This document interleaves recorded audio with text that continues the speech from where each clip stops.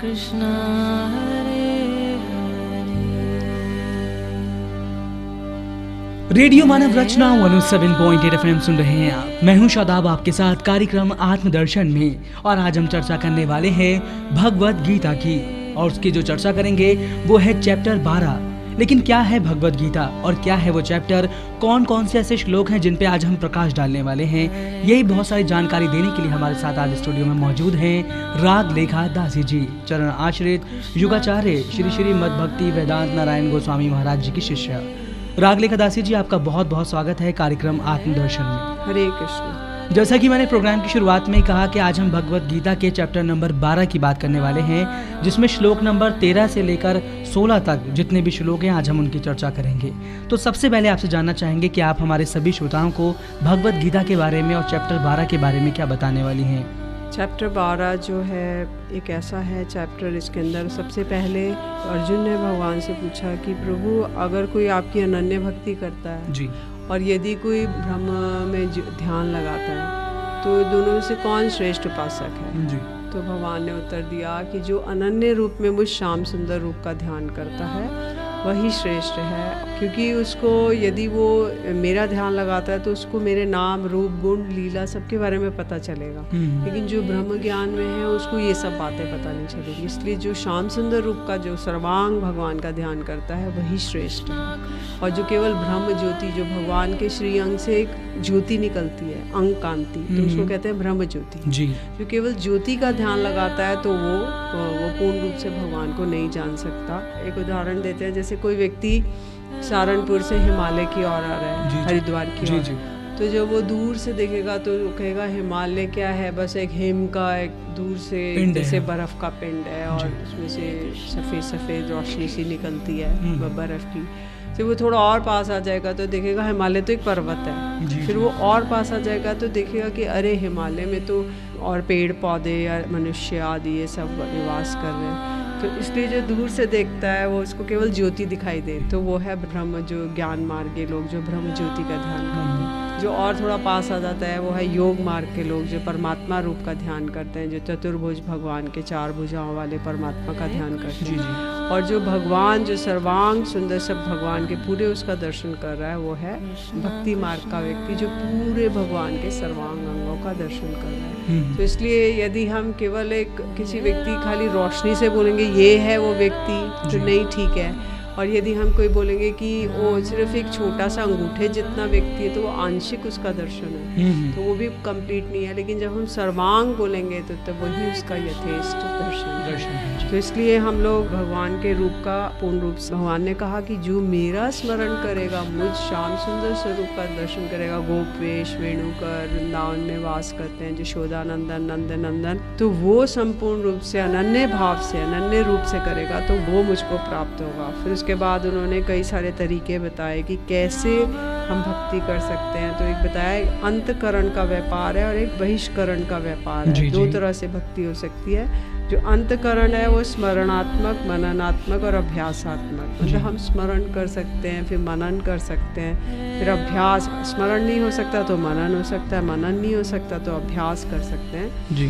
तो उसके बाद यदि हम ये तीनों नहीं कर सकते तो फिर हम केवल बाह्य रूप से इंद्रियों के द्वारा हम क्या करेंगे कि तुलसी का लगाएंगे बागान, या फिर हम कोई फूल लगाएंगे, या फिर कोई फल लगाएंगे, या फिर भगवान की हरि मंदिर मार्जन करेंगे, या हरि मंदिर बनाएंगे, या फिर अन्य अन्य सेवा कार्य करेंगे जो कि इंद्रियों के द्वारा होगा।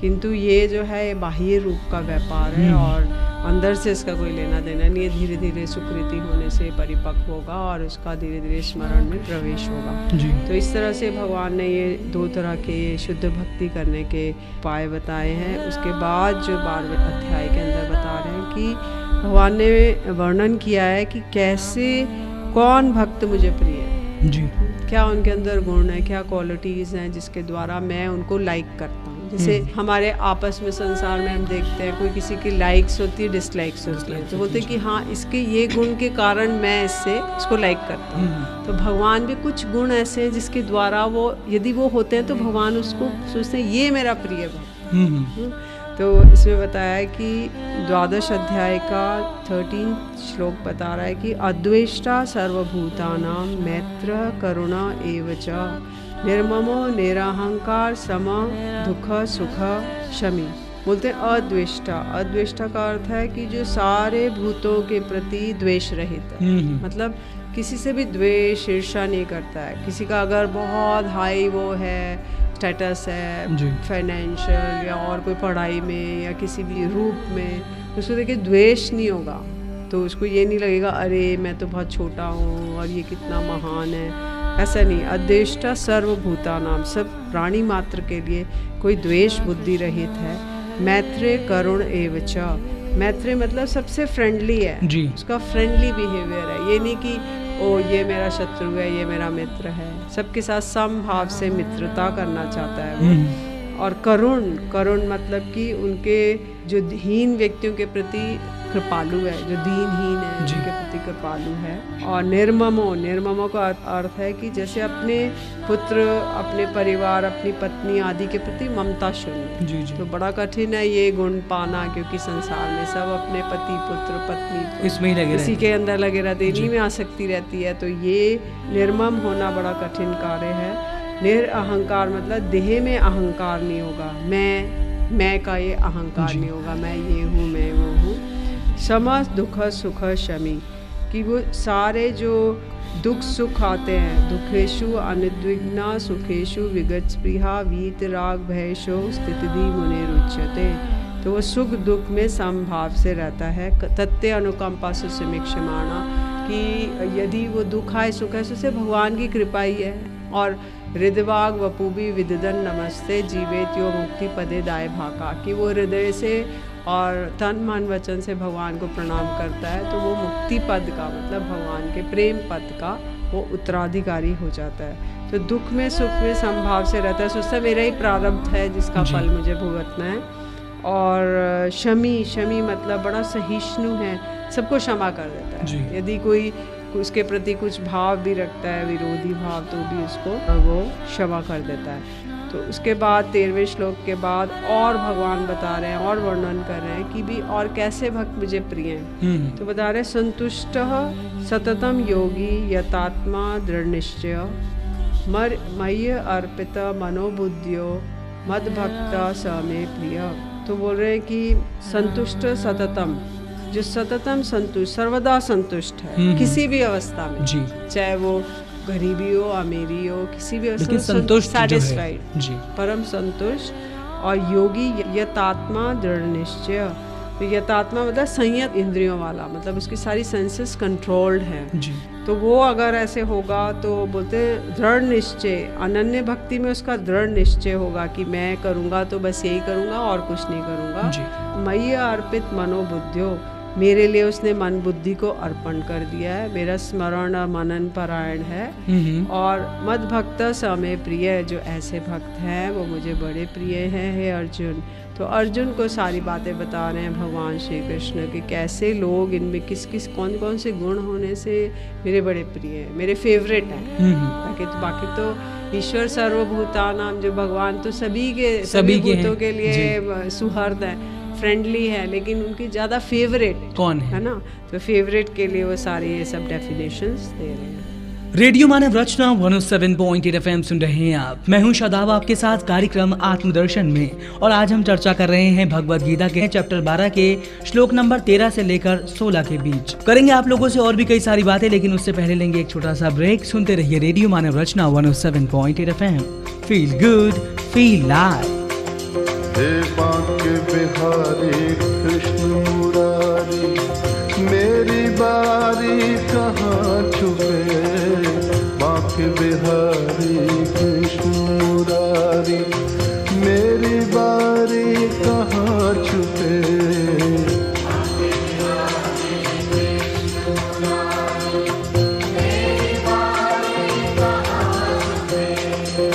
बाके बिहारी कृष्ण मुरारी, मेरी बारी कहाँ छुपे।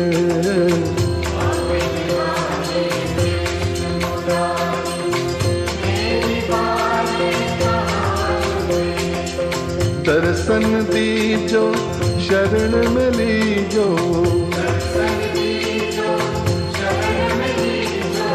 दर्शन दीजो शरण में लीजो,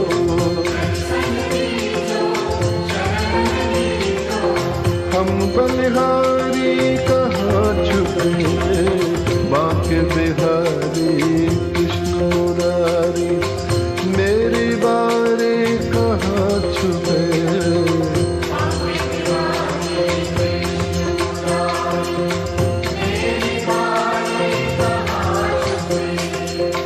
आँख मिचोली हमें न भाए, जगमाया के जाल बिछाए, रास रचा कर बंसी बजा कर, रास रचा कर बंसी बजा कर, धेनु चरा कर प्रीत जगा कर, नटवर नागर निष्ठुर छलिया, नटवर नागर निष्ठुर छलिया,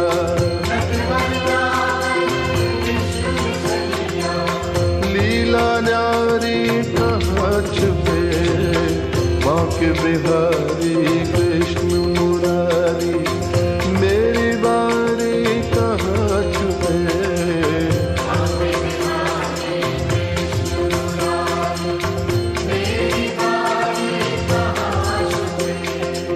दर्शन दीजो शरण में लीजो,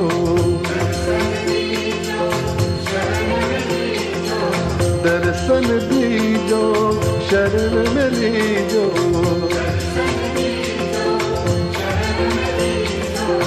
हम बलिहारी कहाँ छुपे, बांके बिहारी कृष्ण मुरारी, मेरी बारी कहाँ छुपे। Hare Krishna,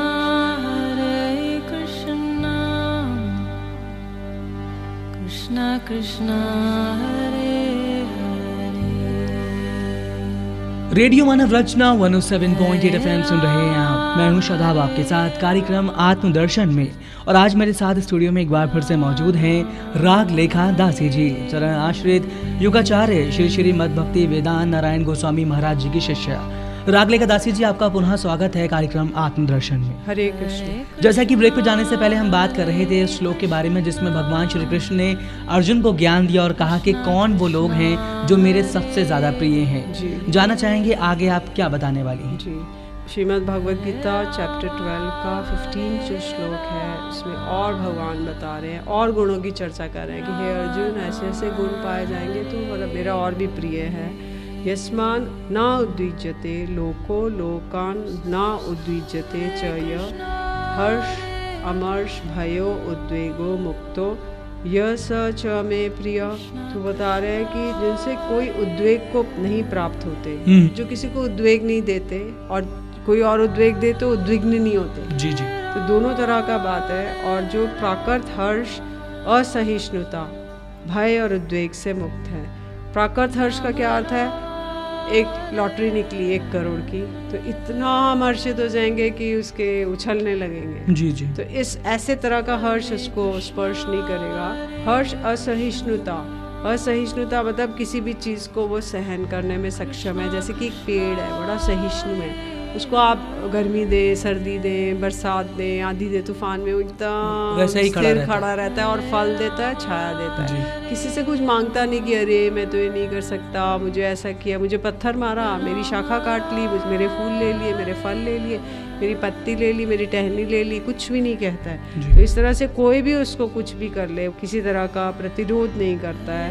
भय से मुक्त है वो, जो किसी तरह का उसको भय नहीं सताता है। उदाहरण के लिए जैसे भरत महाराज थे, जड़ भरत, तो उनको देवी के आगे बलिदान देने जा रहे हैं, लेकिन उनको कोई भी भय नहीं लगा मृत्यु से भी। उन्होंने ये नहीं कहा कि अरे मुझे बचाओ बचाओ, ऐसे कुछ नहीं कहा। चुपचाप अपना सिर नीचे कर दिया। डाकू लोग उनका सिर काट देना, बलि देना चाहते थे। तुरंत देवी प्रकट हो गई और कहने लगी, अरे मूर्खो, तुम जिसको बलिदान देना चाहते हो तो भगवान का प्रिय भक्त है। तो उन्होंने उनकी रक्षा की और उसी तलवार से सारे डाकुओं का सिर काट डाला। तो इसलिए भय रहित, ये बड़ा कठिन है इस जगत में ये चीज़ पाया जाना।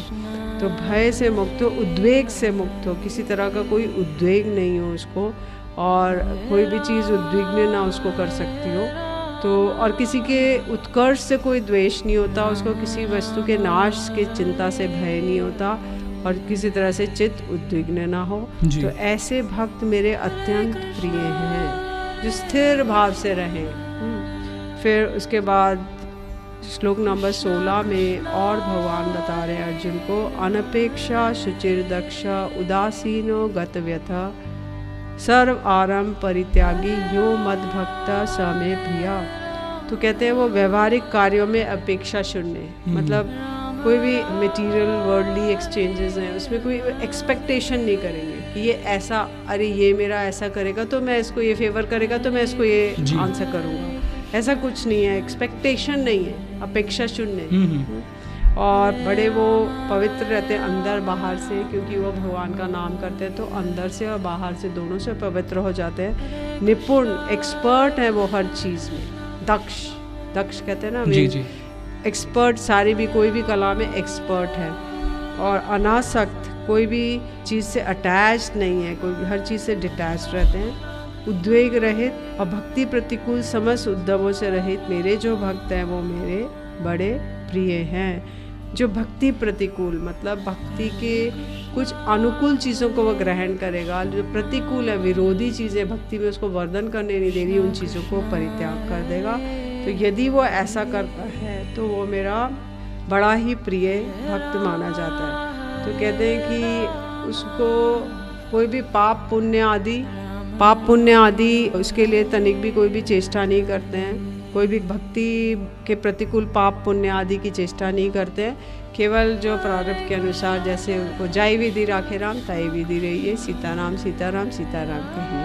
तो एक ऊँट वाला था, तो ऊँट वाला, कोई भी ऊँट गाड़ी थी उस पर बैठ जाता था, ये नहीं बोलता था ऊँट वाला कि यहाँ जाने का इतना पैसा लूँगा, बस सीताराम सीताराम करता रहता था। जहाँ किसी को रुकना होता था उसके कंधे पे हाथ रखता था, जितना पैसा देता था उतना ले लेता था और चला जाता था। तो सोचता था मेरा नाम गड़बड़ ना हो जाए, इसको जो करना है, जितना देना है, जितना लेना है, ठीक है, वो केवल ये करता रहता है। जाई विधि राखे राम ताई विधि रहिए। तो इसलिए ये सबसे श्रेष्ठ अवस्था है। ऐसा होना यद्यपि इस जगत में बड़ा कठिन है, इस मटीरियल वर्ल्ड में, कॉम्पिटिटिव वर्ल्ड है। हम एक दूसरे की उन्नति से, अगर पड़ोसी अगर उन्नति कर रहा है तो उससे हम बड़े विचलित हो जाते हैं और उससे हम आगे बढ़ना चाहते हैं। तो ये मत्सरता है, एक अपवित्र चीज़ है हमारे हृदय में। जब ये सब अवगुण दूर हो जाएंगे तो हमारा सब कुछ पवित्र हो जाएगा। रेडियो मानव रचना 107.8 FM सुन रहे हैं आप। मैं हूं शादाब, आपके साथ कार्यक्रम आत्मदर्शन में। और आज हमारे साथ स्टूडियो में मौजूद हैं रागलेखा दासी जी, और आज हम चर्चा कर रहे हैं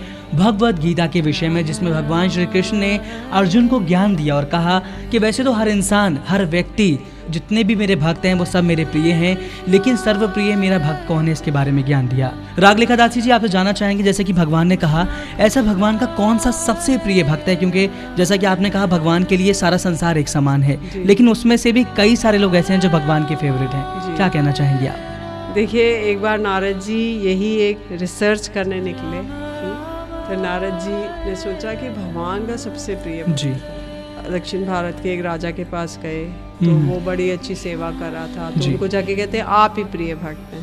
तो नहीं, मैं प्रिय भक्त नहीं हूँ, इंद्र है प्रिय। इंद्र देखो स्वर्ग का राजा है, वो प्रिय।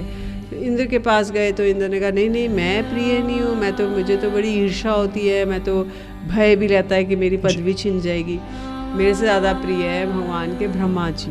तो ब्रह्मा जी के पास गए तो ब्रह्मा जी का नहीं, मैं प्रिय नहीं हूँ, मेरे से ज़्यादा प्रिय शंकर जी हैं। शंकर जी के पास गए तो शंकर जी ने कहा नहीं, मैं तो किसी भी असुर को वरदान दे देता हूँ, तो मैं प्रिय नहीं हूँ भगवान का। वो बोले कि मेरे से प्रिय हैं हनुमान जी। तो हनुमान जी के पास गए, हनुमान जी ने कहा नहीं नहीं, मैं भगवान का कोई प्रिय नहीं हूँ, मेरे से प्रिय है पांडव लोग। पांडव लोग के पास गए तो पांडवों ने कहा नहीं, हम लोग तो बिल्कुल प्रिय नहीं, हम तो भगवान को कोई भी प्रिय कार्य नहीं करते थे। तो उसके बाद वो लोग गए उद्धव जी के पास, बोले उद्धव जी सर्वश्रेष्ठ भक्त है। तो उद्धव जी के पास गए तो उद्धव जी ने कहा नहीं नहीं, मैं बिल्कुल प्रिय नहीं हूँ, मैं तो भगवान को समझ ही नहीं सका, मैंने तो उनका संदेशा देने गोपियों के पास गया, तो गोपियाँ ही उनकी सर्वश्रेष्ठ भक्त है। तो अल्टीमेटली ये रिजल्ट निकला, जो भगवान की सर्वश्रेष्ठ भक्त है वो है गोपियाँ। तो उद्धव जी ने उनकी प्रार्थना की कि उनके जो गीत हैं वो त्रिभुवन को पवित्र करने वाले हैं जी। तो इसलिए जो ब्रज गोपियाँ हैं वो भगवान की सर्वश्रेष्ठ आराधना करती हैं और सर्वश्रेष्ठ भक्त हैं। रेडियो मानव रचना 107.8 FM सुन रहे हैं आप। मैं हूं शादाब आपके साथ कार्यक्रम आत्मदर्शन में, और आज हमारे साथ स्टूडियो में मौजूद हैं राग लेखा दासी जी। करेंगे राग लेखा दासी जी आपसे और भी कई सारी बातें, जानेंगे बहुत सारे सवालों के जवाब, लेकिन उससे पहले लेंगे एक छोटा सा विराम। सुनते रहिए radio Manav Rachna 107.8 FM। Feel good, feel live. तेरे दर को छोड़ के किस दर जाऊं मैं, तेरे दर को छोड़ के किस दर जाऊं मैं, सुनता मेरी कौन है, सुनता मेरी कौन है, किसे सुनाऊं मैं, तेरे दर को छोड़ के किस दर जाऊं मैं।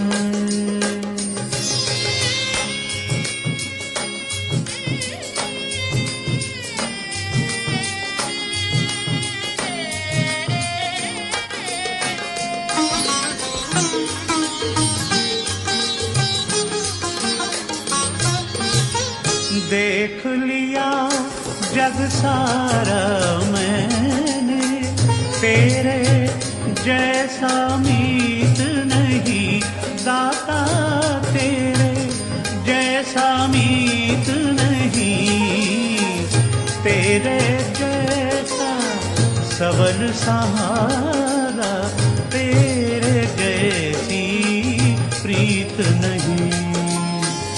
किन शब्दों में आपकी महिमा गाऊं मैं, हाँ तेरे दर को छोड़ के किस दर जाऊं मैं।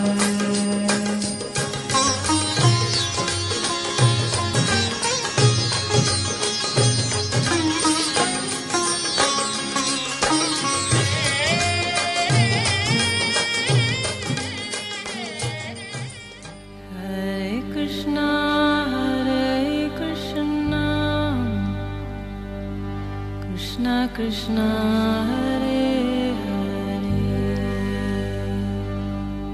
रेडियो मानव रचना 107.8 FM सुन रहे हैं आप। मैं हूं शादाब आपके साथ कार्यक्रम आत्मदर्शन में, और आज हमने चर्चा की भगवत गीता के बारे में, और इस विषय पर चर्चा करने के लिए हमारे साथ स्टूडियो में मौजूद हैं एक बार फिर से राग लेखा दासी जी, चरण आश्रित योगाचार्य श्री श्री मद भक्ति वेदांत नारायण गोस्वामी महाराज जी की शिष्या। राग लेखा दासी जी, आपका एक बार फिर से बहुत बहुत स्वागत है कार्यक्रम आत्मदर्शन में। हरे कृष्ण। कहा जाता है कि भगवान सर्वव्यापी है, हर कण में वो समाहित है, लेकिन लोग आज के टाइम में भगवान को याद करने के लिए मंदिर जाते हैं, अलग अलग तरह के आयोजन करते हैं, लेकिन आपको जानना चाहेंगे भगवान को याद करने के लिए क्या इन सारी चीज़ों की आवश्यकता है, या फिर व्यक्ति अगर सच्चे मन से भगवान का स्मरण करे तो वो किस तरह से कर सकता है? जी जी शादाब भाई, भगवान को याद करने के लिए एक हमें किसी भी मंदिर, मस्जिद या चर्च या गुरुद्वारा जाने की आवश्यकता नहीं है, किंतु ये हमारी अंतकरण की चीज़ है। भगवान हमारे अंतकरण में है।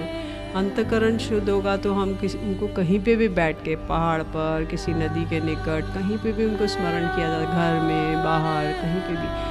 किंतु एक खाली एक ऑरा, एक खाली एक स्थान का वो देने के लिए कि यदि हम घर में बहुत ज़्यादा कचर पचर है, बातें हो रही है, कुछ है, तो एक शांत स्थान में जाके चर्च में या उसमें बैठ जाएंगे जिससे कि हमें एक ऑरा मिल जाए जी। तो इसलिए जाया जाता है। अदरवाइज भगवान तो हमारे हृदय में हैं।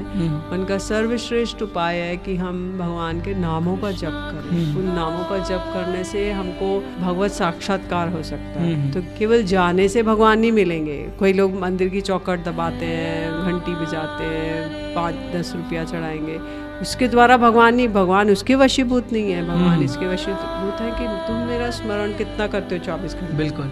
तो अगर हम वो 24 घंटे में अगर उनको स्मरण करें, उनको सुंदर नामों के द्वारा, जी जी, हरे कृष्णा कृष्ण कृष्ण हरे हरे, हरे राम राम राम हरे हरे, यदि हम ये नाम स्मरण करते हैं तो हमें कहीं भी जाने की आवश्यकता नहीं है। हम किसी भी स्थान में, जंगल में, घर में, कहीं पे भी इसको स्मरण किया जा सकता है। इसके लिए कोई भी अनुष्ठान, कोई भी स्थान परिवर्तन, इसको England, America, China, Russia, Bharat, कहीं पे भी कर सकते हैं। कोई भी स्थान का वो नहीं है, क्योंकि नाम ही वो पवित्र वातावरण बना देगा जिसके द्वारा आप बैठ के उनको वो कर सकते हैं। तो ये नहीं कि अपवित्र देश काल पात्र, अपवित्र देश है, अपवित्र काल है, या अच्छा पूर्णिमा नहीं है, एकादशी नहीं है, हम नाम नहीं कर सकते। कहीं पर भी किसी भी स्थान में, कोई भी स्थिति में, कहीं भी कोई भी व्यक्ति इसको कर सकता है। कोई कास्ट, क्रीड एंड कुछ का भी बार नहीं है ये, क्योंकि ये आत्मा की वस्तु है, आत्मा सब में कॉमन है, तो वो इसको स्मरण कर सकते हैं। राग लेखा दासी जी, आपसे जानना चाहेंगे कि जीवन में आगे बढ़ना गलत नहीं है, लेकिन जीवन को गलत तरीके से आगे बढ़ाना कहीं ना कहीं गलत माना गया है। आपने अभी थोड़ी देर पहले ही कहा था कि आज का जो व्यक्ति है, अगर उसके मन में ईर्ष्या है, किसी के लिए द्वेष है, दिल में कोई बुराई है, तो शायद उसकी भक्ति को वो सही मार्ग नहीं मिल सकता जो वो पाना चाहता है। आपसे जानना चाहेंगे कि सच्चे मन से अगर हम किसी का भला करना चाहें, लेकिन उसके अंदर भी कहीं ना कहीं हमारी ईर्ष्या छुपी होती है या मतलब छुपा होता है, किस तरह से इन अवगुणों को हम अपने शरीर से, अपनी आत्मा से दूर कर सकते हैं? देखिए, एक स्वाभाविक जो बद्ध जीव है, जो माया द्वारा बद्ध है, तो वो उसके अंदर सतरज तमस की रस्सियों से बंधा हुआ है जी। तो उसके अंदर कभी रजोगुण का एक लेवल ऊपर होगा, कभी तमोगुण का, कभी सतोगुण का। तो किसी दिन उठते हैं हम बड़ा फ्रेश फील करते हैं, सोचते हैं आज कितने अच्छे विचार आ रहे हैं, लेकिन किसी दिन हम उठेंगे तो क्लाउडिंग होएगी, किसी दिन हमारे बड़े दुष्ट विचार आते हैं। तो ये सतरज तम का लेवल है, जो कि अलग अलग लेवल्स होते हैं, जो कभी किसी चीज़ का अपसर्ज होता है, किसी चीज़ का नीचे स्तर होता है। तो इसकी वजह से हम लोग आपस में एक दूसरे का क्लैश होता है। एक व्यक्ति के सतरज तम दूसरे व्यक्ति के सतरज तम के साथ घर्षण करते हैं, और वहाँ पे चिंगारी निकलती है, आग निकलती है, और उसके द्वारा बहुत सा विनाश हो जाता है हमारा। इसको हम दूसरे को तो नहीं कर सकते, किंतु यदि हम अपना भला चाहते हैं तो हम अपना स्वयं का ये कर सकते हैं। और यदि हमारे अंदर अच्छे गुण होंगे, सद्गुण होंगे, तो दूसरा व्यक्ति भी इस चीज़ से प्रभावित होगा और वो भी इस चीज़ को ग्रहण करने की चेष्टा करेगा। राग लेखा दासी जी, वक्त है हमारे यहाँ से जाने का, तो जाते जाते आप हमारे सभी श्रोताओं को, खासतौर से यूथ को, आज का जो नौजवान है वो कहीं ना कहीं अपने मार्ग से भटकता चला जा रहा है, उन सब के लिए क्या एक पॉजिटिव संदेश आप देना चाहेंगे अपनी तरफ से? देखिए, यूथ को मैं यही देना चाहूँगी कि हम लोग इस संसार में एक दूसरे के बड़े फेवरेट बनते हैं, पत्नी का, माता का, पिता का, अपने टीचर्स का, अपने फ्रेंड्स का। लेकिन अगर हम भगवान के फेवरेट बन जाएं तो हमारा कल्याण होगा। तस्मिन तुष्टे जगत तुष्टे। अगर हम पेड़ की जड़ में जल डालेंगे तो सारा पेड़ को पानी देने की आवश्यकता नहीं है। तो अगर भगवान संतुष्ट हो गए तो सारा जीव मात्र, पूरा जगत हमसे संतुष्ट होगा, पूरा जगत हमसे अट्रैक्ट होगा। तो यही संदेश है कि हम भगवान के प्रिय बने, उनके फेवरेट बने, और उनके फेवरेट बनने के लिए कुछ भी प्रयास नहीं करना, केवल चलते फिरते उठते बैठते भगवान के सुंदर नामों का जप करना है। हरे कृष्णा कृष्ण कृष्ण हरे हरे, हरे राम राम राम हरे हरे। राग लेखा दासी जी, मैं आपका तहे दिल से शुक्रिया अदा करना चाहूँगा। आज आप रेडियो मानव प्रश्न में आए और आपने भगवत गीता के माध्यम से और भगवान श्री कृष्ण के कहे श्लोकों के माध्यम से हमें इतना ज्ञान दिया, इसके लिए बहुत बहुत शुक्रिया। हरे कृष्ण। दोस्तों, बिल्कुल ठीक है, अगर आप भगवान का स्मरण करना चाहते हैं, भगवान को सच्चे दिल से पाना चाहते हैं, या फिर आपको कई बार ऐसा भी लगता है कि आप मंदिर जा रहे हैं या फिर आप किसी भी अपने इष्ट देवता को पूछें, लेकिन वो चीज़ें बार बार करने के बाद की मनोमुराद पूरी नहीं हो रही है, तो ज़रूरी है कि कहीं ना कहीं थोड़ा सा सही करने की ज़रूरत है।